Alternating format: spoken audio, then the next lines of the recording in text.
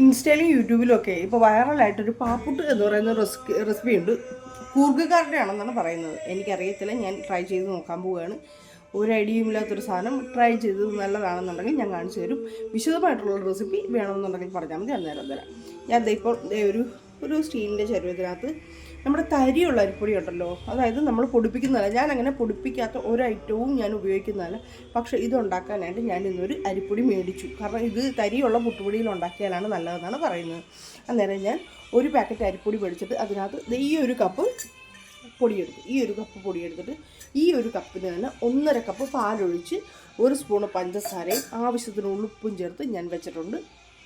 അപ്പോൾ നമുക്കിത് ഒരു അരമണിക്കൂർ, ഒരു 10-20 മിനിറ്റിന് മേളിൽ തന്നെ നമുക്കിതൊന്ന് റെസ്റ്റ് ചെയ്യാൻ വെക്കാം. അന്നേരത്തേക്ക് ഇതെല്ലാം സെറ്റ് ആവുമെന്നാണ് പറയുന്നത്. നോക്കാം. എന്നിട്ട് ഞാനത് ഒഴിച്ചു വെച്ചിട്ടുണ്ട്. ഈ ഒരു കൺസിസ്റ്റൻസി ഉണ്ട്. ഇപ്പോൾ ഇങ്ങനെയാണ് കിടക്കുന്നത്. ഇനി നമുക്കിത് നോക്കാം, അത് കഴിഞ്ഞ് കാണിക്കാം. ഇത് നമ്മൾ ഒരു അരമണിക്കൂർ കഴിഞ്ഞ് നോക്കിയിട്ടുണ്ട്. ഇങ്ങനെയാണ്. ഇതല്ലായിരുന്നു, കുറച്ചുകൂടെ കട്ടിയായിരുന്നു. ഞാൻ അതിനകത്ത് ഒരു 2-3 സ്പൂൺ പാലും കൂടെ ഒഴിച്ച് ഈ പരുവത്തിലാക്കി എടുത്തിട്ടുണ്ട്. നെയ്യ് തേച്ച ഒരു പാത്രം എടുത്ത് വെച്ചിട്ടുണ്ട്. ഇനി നമുക്ക് ഇതിലോട്ട് ഈ പാത്രത്തിലോട്ട് നിരത്തിയിട്ട് ആവിക്ക് വേവിക്കാൻ വയ്ക്കാം. നെയ്യ്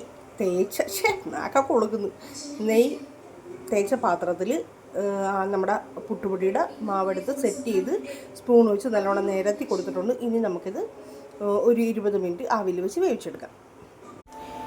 ഇഡ്ഡലി ചെമ്പിൽ വെച്ച് ആവി കയറാൻ തുടങ്ങിയിട്ട് ഒരു 20 മിനിറ്റ് ആയിട്ടുണ്ട്. ഇനി ഇതെടുത്ത് നോക്കാം എന്താണ് പരുവമെന്ന്. നമുക്കിതൊന്ന് തുറന്ന് നോക്കാവേ, എങ്ങനെയുണ്ടെന്ന് നോക്കാം. വെന്തിട്ടുണ്ടെന്ന് തോന്നുന്നു. എന്നാലും ഒരു സ്പൂൺ വെച്ച് നോക്കാം. നമ്മുടെ സംഭവം റെഡി ആയിട്ടുണ്ട് കേട്ടോ. അത് നമ്മുടെ സ്റ്റീം ചെയ്താണ് എടുക്കുന്നത്.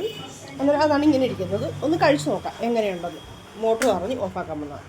അപ്പം ഞാനതൊന്ന് കഴിച്ച് നോക്കട്ടെ. ഇത് കറികൂട്ടിയാണ് കഴിക്കേണ്ടത്, പക്ഷേ ഞാനിപ്പോൾ ചുമ്മാ ഒന്ന് ട്രൈ ചെയ്ത് നോക്കാം. അയ്യോ, നല്ല സോഫ്റ്റ് കേട്ടോ. നല്ല സോഫ്റ്റ്, പൊടിഞ്ഞു വരുന്നു. കറി കൂട്ടി കഴിച്ച് നോക്കാവേ, എന്നിട്ട് പറയാം. ഇതാണ്ട് ഞാനൊരു പ്ലേറ്റിലാക്കി ഒരു ഇച്ചിരി ചിക്കൻ കറിയായിട്ട് കൊണ്ടുവന്നിട്ടുണ്ട്. കഴിച്ച് നോക്കണ്ട. അമ്മച്ചിക്ക് കൊടുക്കാൻ കഴിക്കാൻ ആദ്യമേ. അമ്മച്ചിക്കാട്ടോ ആദ്യം കഴിക്കാൻ കൊടുത്തത്. എങ്ങനെയുണ്ടമ്മ? കഴിക്ക്. എനിക്ക് ശരിക്കും ഇഷ്ടപ്പെട്ടു ഗൈസ്. നല്ല അടിപൊളി സൂപ്പർ സാധനം. ഇങ്ങനെ നമ്മൾ പരീക്ഷിക്കുന്നത് മിക്കതും അങ്ങനെ നല്ലതാകാറില്ല. പക്ഷേ ഇത് അടിപൊളി ചിക്കൻ കറിയായിട്ട് സൂപ്പർ പൊളി അടിപൊളി കോമ്പോ. എനിക്ക് ശരിക്കും ഇഷ്ടപ്പെട്ടു. എല്ലാവരും ട്രൈ ചെയ്ത് നോക്കുക കേട്ടോ. അമ്മച്ചിക്കും ഇഷ്ടപ്പെട്ടു, അമ്മച്ചി കഴിക്കുവാണ്. അമ്മ അത് പൊടിച്ചിട്ട് കഴിച്ചോ, പുട്ടുപോലെ പൊടിഞ്ഞു വരും അത്. അപ്പം നമുക്ക് അടുത്ത വീഡിയോയിൽ കേട്ട് കാണാം.